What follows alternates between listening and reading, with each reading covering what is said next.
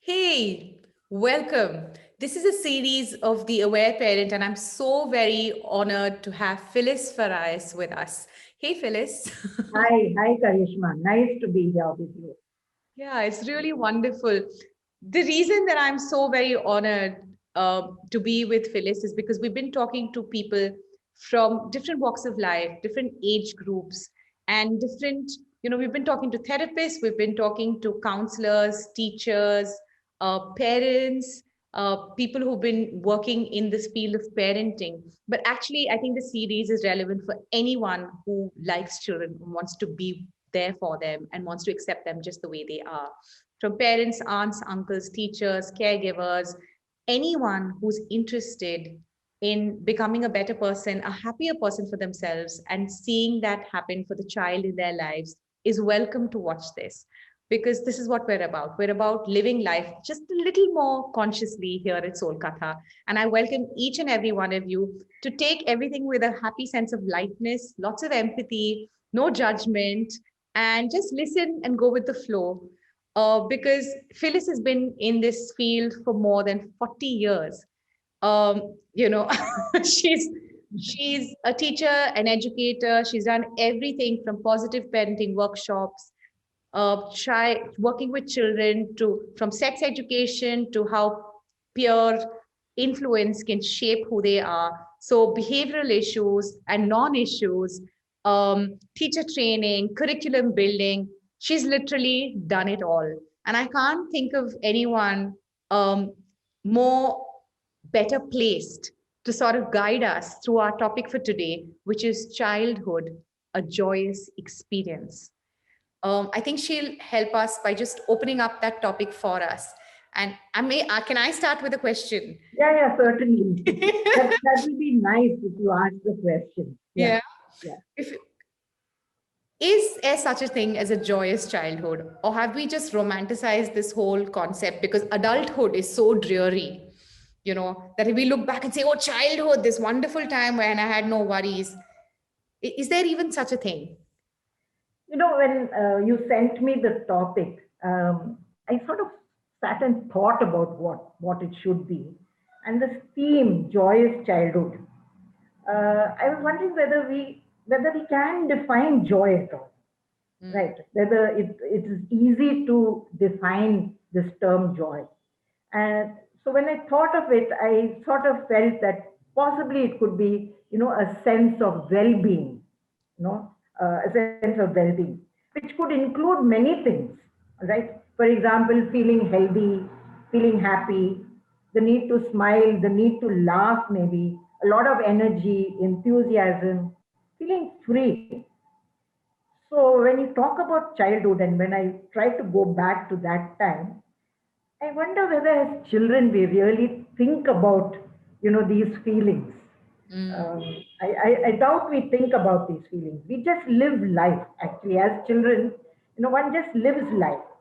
Mm. Uh, up to about the age, yeah, up to about the age of 10 to 12 even, all right? Suppose I ask a child, do you love mommy?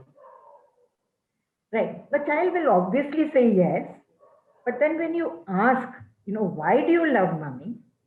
She'll possibly come up with a concrete answer, something in the concrete. For example, she bought me a new dress, or she baked me a cake, or something like that. So I'm just giving you this example because as children, possibly we don't really think about, the abstract concepts of this. They're just living life. For them, everything is so concrete. All right. So I think we need to keep that in mind while we're talking about joyous childhood. And I also think there is this whole aspect of attitude in it. All right. Um, what is my attitude towards life? Mm. So if we look at children, I think some children are by nature happy, joyous, right? But there are whiners as well. Have you come across them, Karishma? Children who are not happy, who are constantly whining about something or the other. And so then you wonder whether it's the personality which is like that, or possibly the attitude of the child, who feels that I need to whine about everything to be able to get something and to feel happy about it. And even when they get it, then they're possibly not very happy. Yes. Okay. So this is what I was thinking. So to answer your question, whether there is something like that or have we romanticized it, um, difficult to answer. Okay, because yeah, in terms of it would vary from person to person and from child to child. So for something very little could be a joyous experience. I'll just give you this experience here, which happened yesterday. My neighbor posted something on our area face area WhatsApp of an owl which was sitting in his compound near the gate. Oh, wow. Okay, an owl. Um, and that's fascinating to see owls here. All right. So I immediately sent it to my son, and within 10 minutes, his daughters, my granddaughters, two of them, were here to look at the owl. And I thought, for them it was a joyous experience to come and see an owl, which they have not yet. Incidentally, it was a barn owl. All right. But after seeing it, within a few minutes, you could see that joy had changed to concern as to what will happen to this owl now. Will the cats get it? Shouldn't we call up rescue to Mm. come and rescue it? So you see, children are so, they're so different. I don't think the neighbor or I or anyone thought about rescue, Mm. but immediately they had thought about it. Mm. So, it was a joyous thing and then it turned to concern. Now, is that concern joyous is also an issue. Okay. I think it was joyous when the rescue people came and picked up the bird. Mm. Okay. So just an example to show how little things can be joyous for children. For children. Yeah. So it's about perspective, essentially. Yeah, That's yeah, what I'm yeah, saying. We yeah. And can't as really. we grow up, they see also the parents and how they respond to things. I think they pick up these things a Yeah, lot. so A that, lot. and yes, so this parents, the environment that they grow up in, how does that, like, can you give us anything from your own childhood, any experiences that you associate as, as joyous? Right. So if I look back to my childhood, I think there are lots of memories. All right. Both joyous and possibly not so joyous also. Right. I think basically the education aspect was not so joyous because it was I think many people will resonate with that. yeah, yeah, it was not so joyous. It was just, do as the teacher says, and there was no place for how you learn or, what you want to say or how you would approach something. It is just sit there. And I think all those years ago, I'm going to be 70, it was just sit in one place, quietly, obedient, follow that sort of thing. But I would say there were lots of joyous experiences also. In this connection, I would really like to talk about space. You'd wonder what joyous and space has to do. Uh, First of all, I would say physical space. Okay. And I think that makes a great difference. Um, I'm talking about maybe a larger house, a larger compound, the space really to run, to play, to be up to mischief. And I'm not talking about hurtful mischief. Mhm. Why I'm saying that is because I really feel that children of today um, are not they're tending to move to cruelty, to be cruel with each other, Mm. rather than just the little pranks or little mischief, which was a good naughty mischief, Mm. right? A good naughty. There is a bad naughty, but there was a good naughty. So I don't know whether you have ever thought about the good naughty or the bad naughty. Well, Yeah. Uh, yeah, from the perspective of, are you doing it with the intention of hurting someone, or are you doing Correct. it from an innocent space of just having Yes. fun? And I think Just have that's fun distinction. without hurting, right? Without hurting. Now these days No children intention do. of causing harm to Yes. anything or anybody else. And So even when they sort of tease someone, it is based upon the appearance of the person, the performance of the person, rather than just some nice fun that one could have. Yes. So I was talking about space. So I think children of today lack that physical space, right? To be who they are, all right, just to be. And I think in this pandemic, I think it's far worse. Where do they go? Where do they go out? Where Yes. do they, yeah. So I think they're getting sort of cloistered within four walls. Or if they come out, it is always, wear your mask, don't touch this, don't touch that. So it takes away from all that joy. And I think that is something which is troubling. And, I hope this generation doesn't lose out on, just being happy and joyous with a lot of things. The other space I would like to talk about really is, the space to be who you are, right? Mhm. Okay. And if one had that, and I definitely had that, the space to be who I was. And I think that was joyous, right? Of course, there were corrections and things like that. But by and large, I could grow up, the way I was meant to be growing up. Okay. So to me, those joyous memories are that the space, both mind, physical, even social space. Meeting up with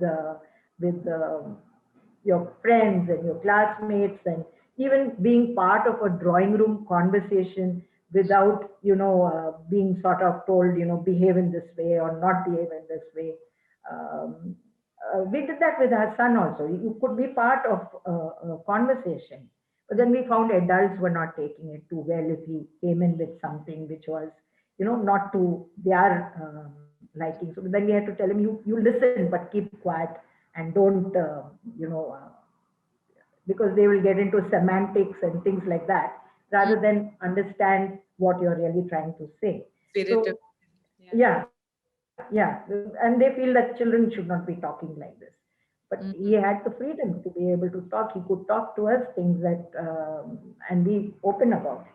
I'm just saying that to me, when I look back at my childhood, this was what? Basically space, all right, Mm. and different types of spaces, emotionally also. To be able to, I don't know how much of a role parents played because we were like five children. I think we, between us, sorted out a lot of things, Yeah. and much of it didn't reach the parents, though they were there on it, because we could talk to each other, have fun with each other, and play the fool with each other, or play pranks also on each other. Mhm. Okay, so that is how I would look at it when it comes to my memories of childhood. So essentially, what I understand from what you're saying is the physical space, as in literally the environment for them to play. But for me, Yeah, that opens up another layer of, because childhood is so much about exploring the physical body, yeah, you know, you actually need physical space to explore correct. that physical body. And then you also touched upon the emotional body in some ways, where you can just be free, your spirit is free, you are free, and you're accepted for who you are, and then you so forth because of that. Right. But I think that, in the pandemic, but even apart from that, you don't see children playing around as much without instruction, without that overarching eye, and I think that their physical bodies are not being explored like perhaps our generations had that freedom to do it. And I guess with each generation it's reducing the amount Correct, we correct. explore ourselves physically, right? Yeah, yeah. What do you think the impact of that is on having a joyous childhood or a more free childhood? If you're talking about someone always being around, all right. And also not being able to explore, like jump, climb trees, walk, Correct. use my Yeah, physical body, because I can feel that, oh, don't do that, don't touch that, that will hurt you. You're so precious. right. And this is happening a lot these days. In fact, I'm really concerned about this generation. Within, say, about, say, 15, 20 years, we'll possibly have a generation of adults who are not able to make any choices and decisions. I know I'm being extreme in this, but I really believe that because parents are constantly hovering around the children, what we would call helicopter parenting. Constantly, don't do this, don't do that. I had some years ago a 3-year-old being brought because the parents thought he was a genius. all right? And they wanted my help in how to enhance that, this intelligence to higher levels. And the father brought him in, carrying him, all right? So I told him, first thing, you put him down, all right? You put him down. And he said, no, I can't do that. What if something will happen to him? So you could see on one side, they're trying to develop his brain, all right? Not really fully understanding that a sound mind is in a sound body.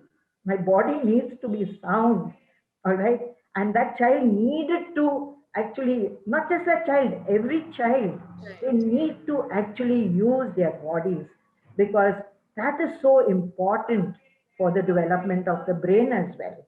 Mm. Okay. I recently wrote that blog on this, which that fertile minds, which Mhm. said, that if we deprive children of physical activity and physical touch, their brains, they through research found out, were about 20 to 30% smaller than the brains of other normal children.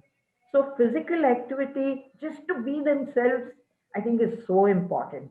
And parents are, I think, hampering their children if they do not allow them to actually grow and develop normal, natural activity. We're not talking about risk-taking activity, normal, natural activity, which is so essential for these children. I hope that everyone's actually really listening to what you're saying and really tuning in, because I've seen that as a culture in my generation of parents who are bringing up children, young children as well, where we're so um, precious about our children that we are so scared that they will hurt themselves.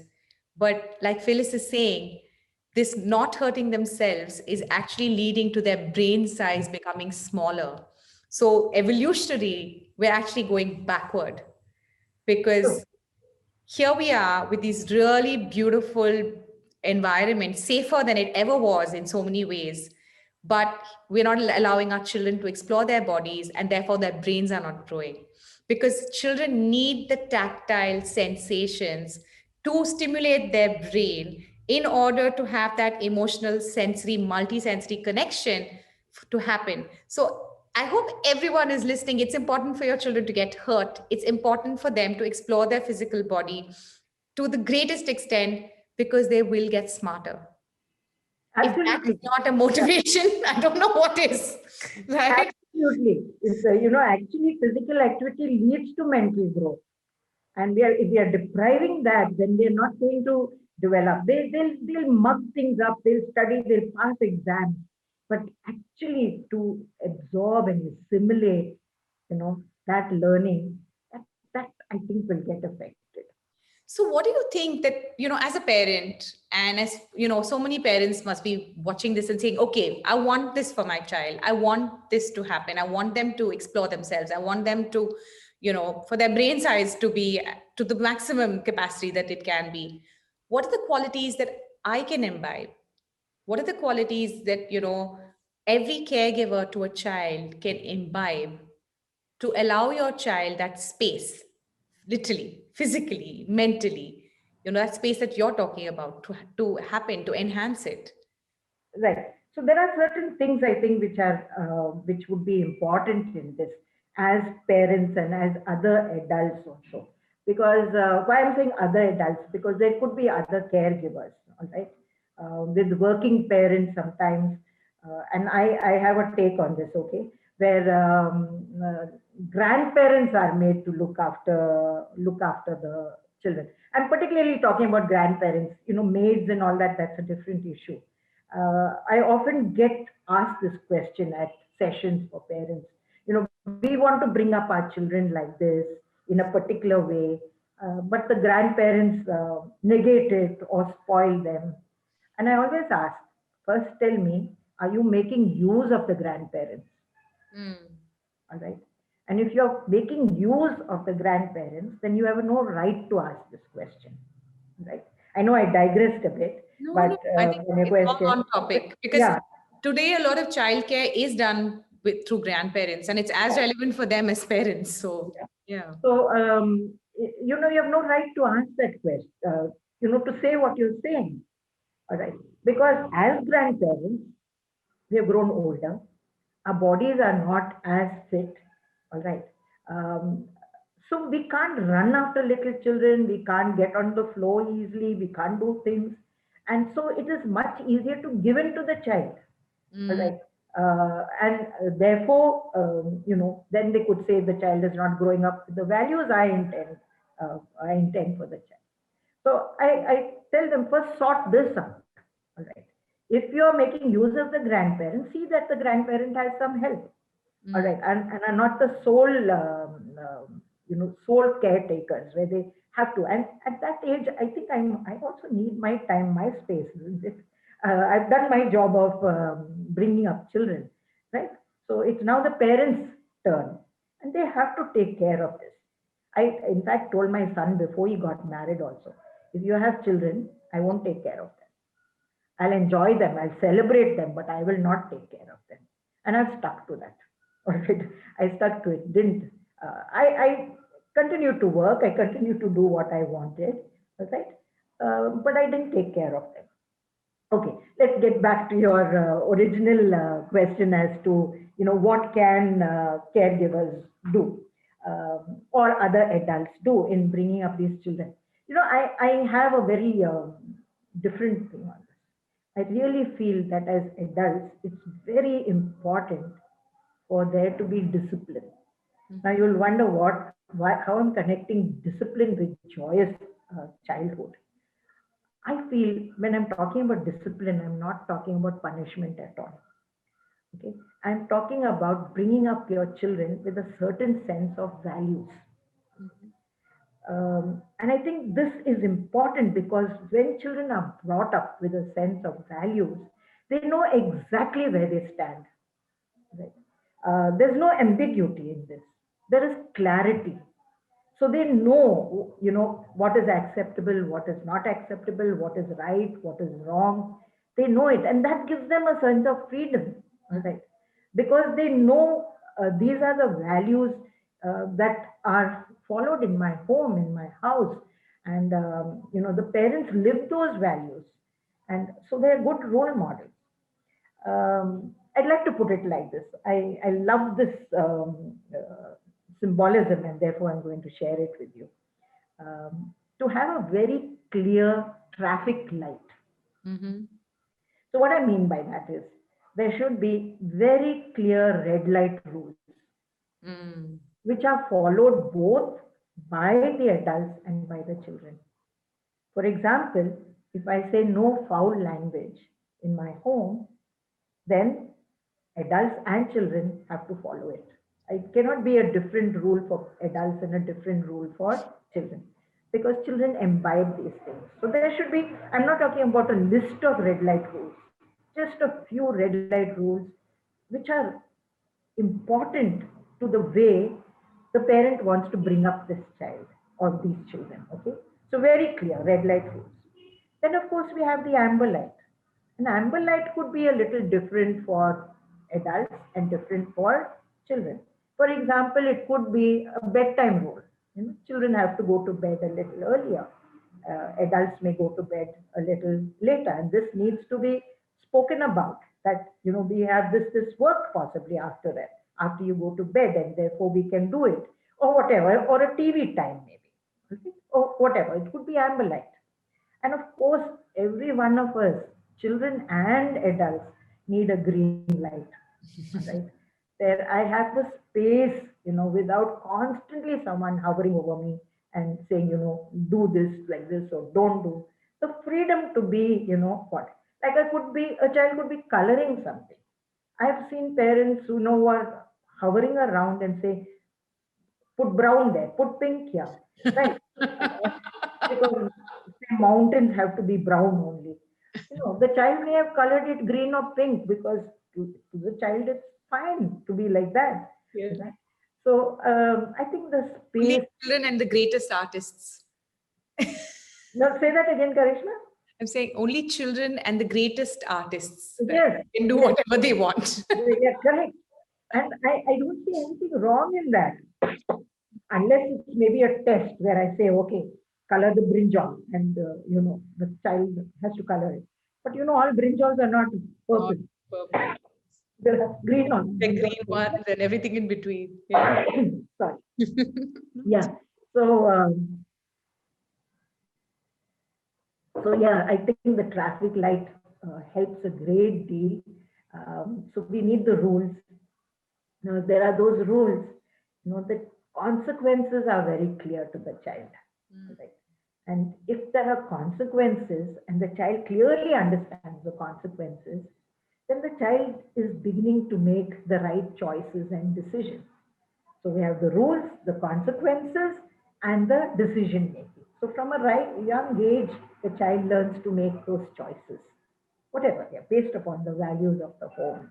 The vision that's actually coming to me when you were saying this Yeah, was a football field and a game of football. The whole world was your stage, it wouldn't be as fun. Football is only fun because there's a confine and there's a boundary, and there are rules to play by, correct. and everyone knows what those rules are. So it's fun because you know your limits and you know your boundaries, and then you could just in that space you can do whatever you want, and it's fun. And I think children Absolutely. love those boundaries. They Yes. love being secure about what's okay and what's not okay, because once I know what's okay, I can just go crazy there and I can do whatever. Absolutely. That's it. The limits need to be very clear. Then I know I'm loved because someone cared enough to give me the limits, to give me the boundaries. If I had total freedom, I would question whether I was loved at all because I'm just given freedom to do whatever I want. And then that goes into adolescence, and then, there's no one to care enough to give that to me. And that's very important. I feel that those boundary lines are very, very important. Okay. So I would say discipline is very important because that's the message. It's a sign of love. I am loved, I am cared for. Okay. So that's very important.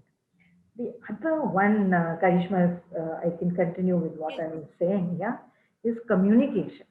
Mm, Um, and in communication, I think more important than the talking is the listening.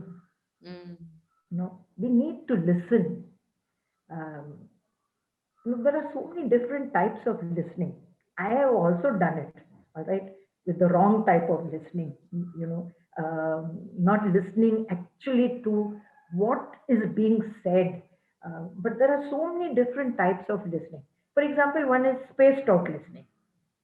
I'm apparently all there, but my mind is wandering, and I have not actually listened to what was being said. And parents love to pretend to listen, and they make nice sounds like yes, no, but actually you are not listening at all right? Or sometimes we do selective listening.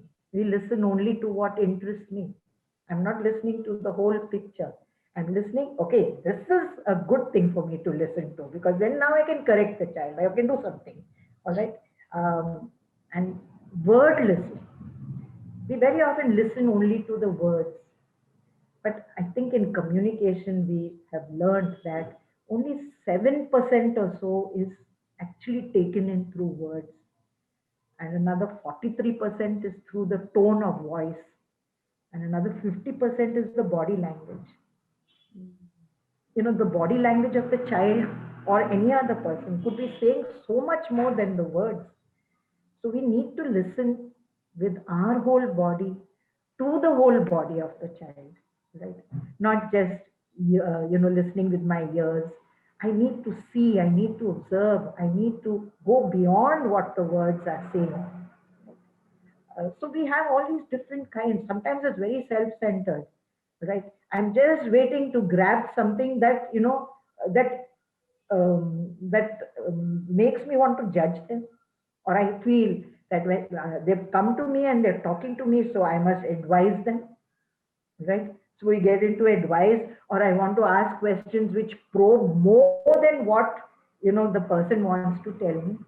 So I think that makes them feel that I can't come to this person anymore. I will not talk to this person anymore because this person is judging me, or well, I just want to be listened to. So I think really genuine listening, empathy being there, non-judgmental, and listening with my whole body to the whole body of the child, right?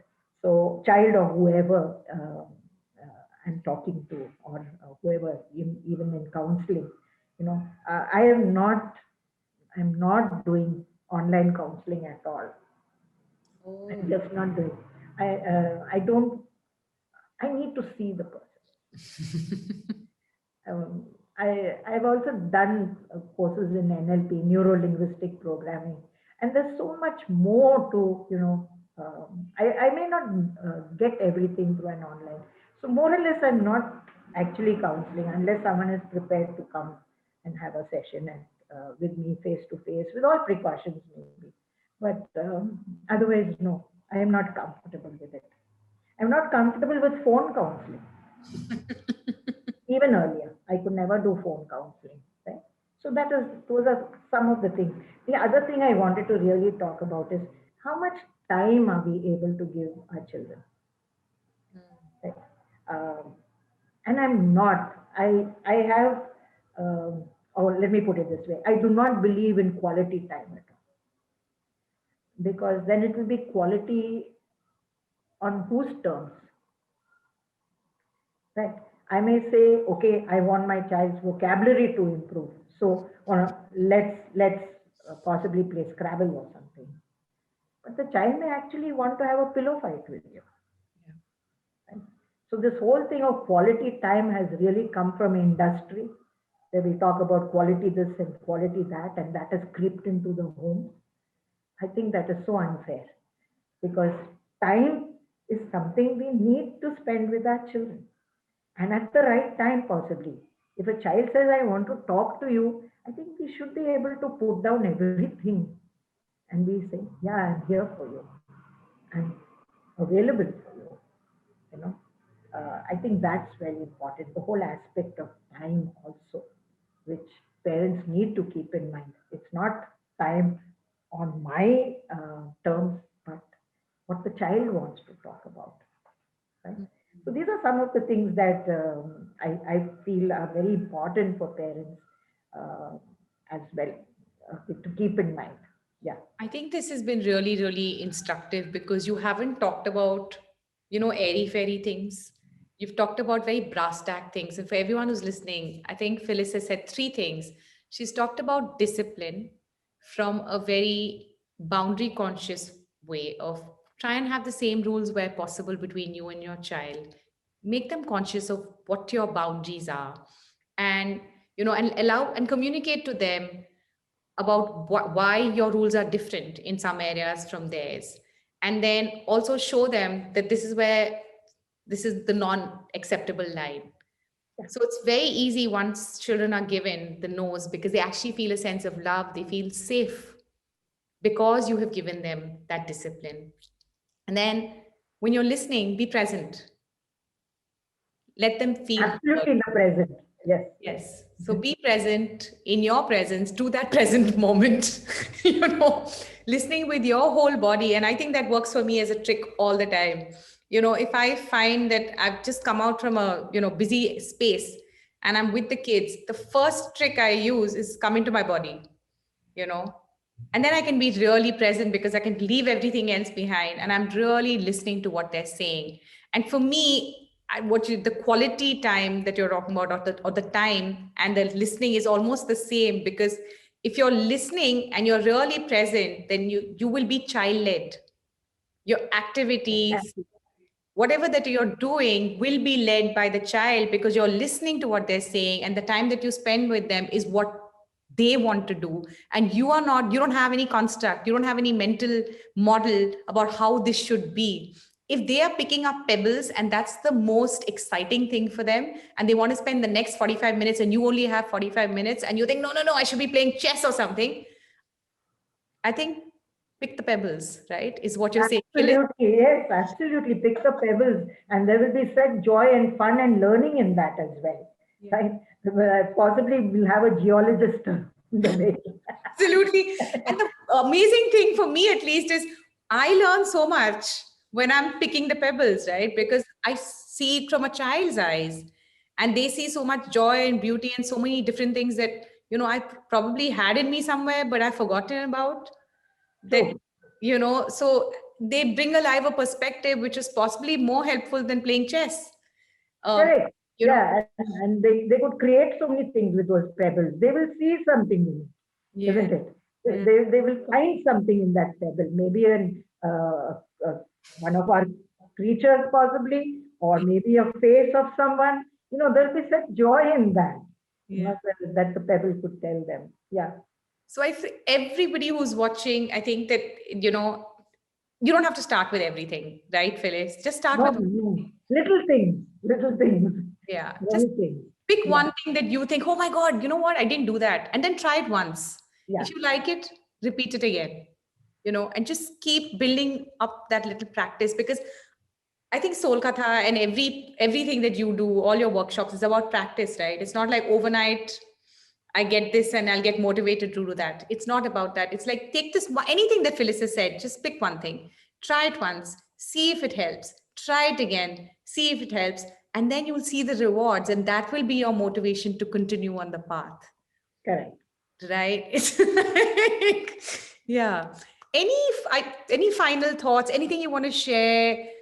Uh, Yeah, yeah. I just thought there were a few things that maybe I missed out. One is um, respect. mm, Okay, because we often hear this, children of today are not respectful. Uh, to me, what should be the direction? Should it be from child to adult, or should it be adult to child? What should be the direction of or that child to respect? child. Or child to child, Yeah. right? And I think since we're talking about parents and teachers and adults, the respect should be from adult to child. I should command respect. I cannot demand it just because I have gray hair, right? I cannot. I should be worthy of respect. And that can come only if I respect this child who is so worthy of respect. Right? And that's a very, very important thing, as one of the final thoughts, maybe, if you wish to say. The other is trust, How much do we trust our children? It's so important that, if we trust them, they're going to give us back trust. If we keep saying, distrusting them in little things, you didn't tell me the truth, you didn't do this, you didn't do that. Yeah, children need to maybe be obedient or truthful. But my issue always with adults is, how truthful are we with our children? How often we lie to them. You know, Something as simple as, earlier when, without the mobiles, earlier, something simple as, I'm expecting a phone call from someone, but I'm telling my child, you pick up the phone and say I'm not at home. I'm talking about a landline earlier, right? So, we need to live that. We need to live it. Something I think even more simpler is, oh, are you sad? The child will pick up on a vibration and say, hey, are you sad? And be like, no, me? No, I'm not sad. Correct. Yeah. Yeah, and they pick up on body vibes so well. They know what one is going through. That's why you will find a child who's coming and asking you, are you not well, or something like that, because they do understand and do realize it. Why do children keep away from parents at certain times? Right? They know that they're possibly angry or in a bad mood. They may be angry with someone else, but let me not go close. All right, because I'll be the target of that anger. Right. So we displace that. So children pick up these vibes and they know and they understand. Right. So that's very important, that trust. The other important aspect as a final thought is, please observe. Okay. Observe what is happening. You should not be the last person to know something. Right? You should be observe not just with your eyes, but observe, intuitively also, that something is is happening, or something is wrong, or that the child needs to talk about, and open up a conversation.